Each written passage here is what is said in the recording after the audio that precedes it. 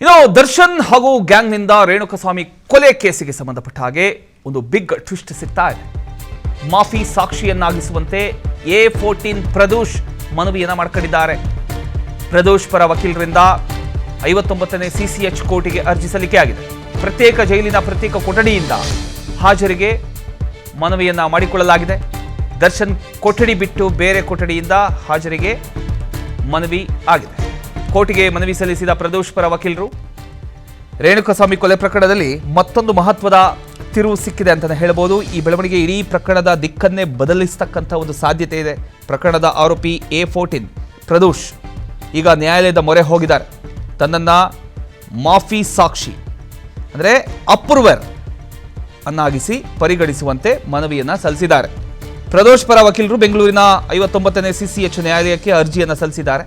ಇನ್ನು ಪ್ರಕರಣದ ಸಂಪೂರ್ಣ ಸತ್ಯವನ್ನು ಬಹಿರಂಗಪಡಿಸೋದಕ್ಕೆ ಸಿದ್ಧನಿದ್ದೇನೆ, ಅದರಿಂದ ಕಾನೂನಿನ ಪ್ರಕಾರ ಕ್ಷಮೆ ನೀಡಿ ಮಾಫಿ ಸಾಕ್ಷಿಯನ್ನಾಗಿ ಪರಿಗಣಿಸಬೇಕು ಅಂತ ಮನವಿಯನ್ನ ಮಾಡ್ಕೊಂಡಿದ್ದಾರೆ ಅಂತ ಹೇಳಲಾಗ್ತಾ ಇದೆ.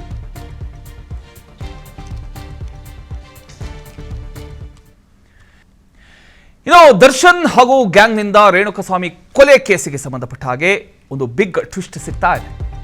ಮಾಫಿ ಸಾಕ್ಷಿಯನ್ನಾಗಿಸುವಂತೆ A14 ಪ್ರದೋಷ್ ಮನವಿಯನ್ನ ಮಾಡಿಕೊಂಡಿದ್ದಾರೆ. ಪ್ರದೋಷ್ ಪರ ವಕೀಲರಿಂದ 59ನೇ CCH ಕೋರ್ಟಿಗೆ ಅರ್ಜಿ ಸಲ್ಲಿಕೆಯಾಗಿದೆ. ಪ್ರತ್ಯೇಕ ಜೈಲಿನ ಪ್ರತ್ಯೇಕ ಕೊಠಡಿಯಿಂದ ಹಾಜರಿಗೆ ಮನವಿಯನ್ನ ಮಾಡಿಕೊಳ್ಳಲಾಗಿದೆ.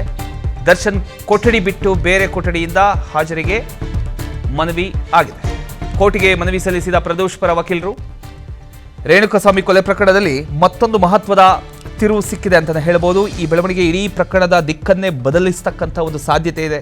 ಪ್ರಕರಣದ ಆರೋಪಿ A14 ಪ್ರದೋಷ್ ಈಗ ನ್ಯಾಯಾಲಯದ ಮೊರೆ ಹೋಗಿದ್ದಾರೆ.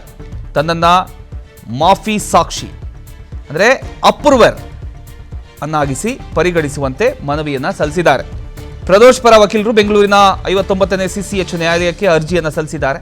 ಇನ್ನು ಪ್ರಕರಣದ ಸಂಪೂರ್ಣ ಸತ್ಯವನ್ನು ಬಹಿರಂಗಪಡಿಸೋದಕ್ಕೆ ಸಿದ್ಧನಿದ್ದೇನೆ, ಅದರಿಂದ ಕಾನೂನಿನ ಪ್ರಕಾರ ಕ್ಷಮೆ ನೀಡಿ ಮಾಫಿ ಸಾಕ್ಷಿಯನ್ನಾಗಿ ಪರಿಗಣಿಸಬೇಕು ಅಂತ ಮನವಿಯನ್ನ ಮಾಡ್ಕೊಂಡಿದ್ದಾರೆ ಅಂತ ಹೇಳಲಾಗ್ತಾ ಇದೆ.